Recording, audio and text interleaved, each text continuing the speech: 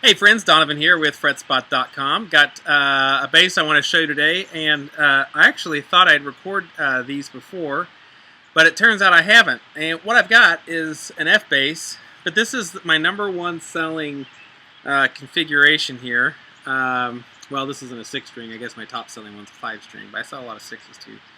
And I think there's a few reasons why.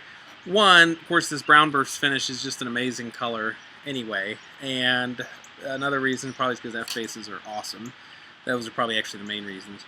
But I think the other thing that makes this so popular is this is really one that I kind of stock that no one else does, and it's something that George and I kind of worked out together on this finish. So, but you'll hear me refer to it as the NPF finish or no-pore-filler finish. And what that does is it allows you to really feel the grain of the wood. You can kind of see it up here in these corners here better maybe than back here in the body. And so let me kind of explain a little bit what grain filler does. You know, you guys, if you've ever worked around wood at all, oh man, there's such a good joke there, but I'm going to leave it. I'm going to leave it. You guys take it. I'm not going to make it. But if you've ever worked with like raw, uncut wood, this is going to be a hard one to do with a straight face. Okay. But anyway, my wife's sitting in the background, just, I can't tell if she's laughing or crying, one or the other. Sounds like a lot of other things about us too. But anyway, but if you've ever worked with, I should put the camera on her, you should see the look on her face.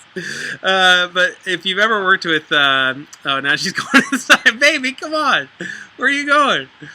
Oh, it's been that kind of day, I guess. I haven't even been home, and I've already ran her off. So if you've ever worked with wood, you know, I mean, when you cut it and stuff like that, you can always feel the grain and stuff like that. But when you buy bases, even like you know, wood finished bases like this, they feel glassy smooth.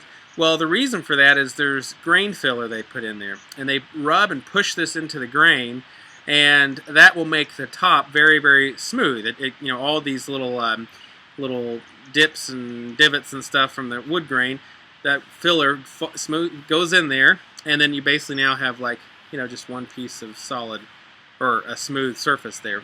And then they can apply various finishes or clear coats or whatever over to the top of that, and it gives you a real, you know, it can give you a consistent feel, consistent look all the way across. Well, George and I were talking several years ago, and I just thought this would be cool. And it's something, actually, I think he suggested it, so I shouldn't take credit. I'll give him the credit. I'm pretty sure he suggested it. And these are really neat, and I like them quite a bit, and I sell a ton of these, this configuration. So, really, you can do them in like this color, and we can get them in like the natural finish, and that's kind of about it to get this NPF finish on. What you can't do is you can't get the enhanced grain. F-bass is really known for that enhanced grain, and that's where they take that grain filler, and it's usually like black or brown with F-bass. It's one of those two. They push it in, and it makes, that's when you see like this grain on the natural finish BNs, where you'll see the grain just black and pops like crazy and stuff. That's grain filler. That's what that is. So, but since we're not using it here, you don't get that grain that pops. All you see is just the natural beauty of the natural grain, and then we have some stain color that's finished and applied. So people have asked me before, is this finish durable? Yeah, it's absolutely as durable as anything else that's out there. We haven't cut any corners there, but anyway, so that is the difference. I've also, people ask me if it sounds any different. You know, in theory, because you're putting less stuff into it, maybe the sound could be a little more open, maybe slightly less compressed. That might be true. I'll be honest, I don't hear a big difference, but you know, maybe other players will. To me, it still just sounds like a great F-bass, in this case a BN6, and I don't notice a huge difference. But this model I try to always have on order or have in stock. Usually I'll try to get a match set, BN5, BN6, pretty much always order them in the brown burst finish. That sells better for me. Chrome hardware and maple fretboard. And what this does is, you know, by sticking to chrome and all the basic specs, it keeps the cost pretty affordable as well. But I love them. I mean, I love the way this thing feels and sounds and looks, and I think most of them I sell, it's because of that, not because it might be $100 cheaper or something like that. So when you're spending this kind of money, you know, $100 isn't that big of a deal. So, or at least I wouldn't think so.